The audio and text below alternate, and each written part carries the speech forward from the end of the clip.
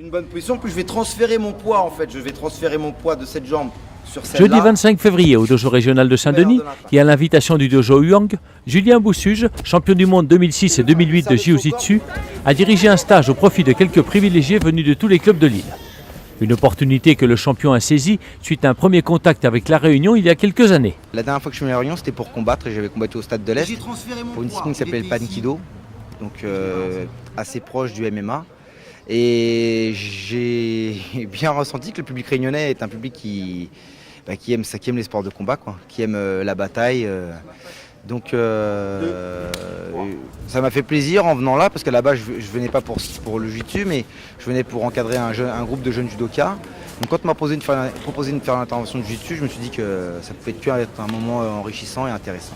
Si La Réunion regorge de pratiquants d'arts martiaux de toutes origines, l'intervention de cet ambassadeur de luxe du jiu-jitsu français apporte un éclairage intéressant sur une discipline encore peu connue sur notre île. C'est une discipline qui mélange les 3 distances de combat, à savoir la distance de percussion, les atemi, les coups en japonais on dit les atemi mais c'est les coups, les pieds, les poings, les saisies, donc l'appréhension, le fait de projeter son partenaire, et le sol. Le sol où le but c'est soit de contrôler son partenaire dans une situation où il est dominé, soit de le soumettre, c'est-à-dire l'étrangler, lui mettre une clé de bras ou une clé de jambe afin qu'il abandonne. Le jiu-jitsu vient du Japon, tout comme le judo, mais en fait le jiu-jitsu est à la base des disciplines sportives au Japon. Le judo a été tiré du jiu-jitsu. Jigoro Kano, le fondateur du judo, a pris le jiu-jitsu et on a sorti la phase numéro 2, on va dire, la phase de préhension, et la phase numéro 3, la phase au sol. Alliant donc la pratique du karaté pour ses techniques de frappe et la pratique du judo pour ses techniques de projection et de sol, le jiu-jitsu est donc un sport complet. Dans sa version sportive, c'est un sport qui va complètement dans le fait de conserver l'intégrité physique du sportif. C'est-à-dire que c'est un sport qui est contrôlé, les frappes doivent être contrôlées, il ne doit pas y avoir de KO debout. Avec un kimono. Et en fait, c'est le seul sport aussi complet avec une tenue avec un judogi.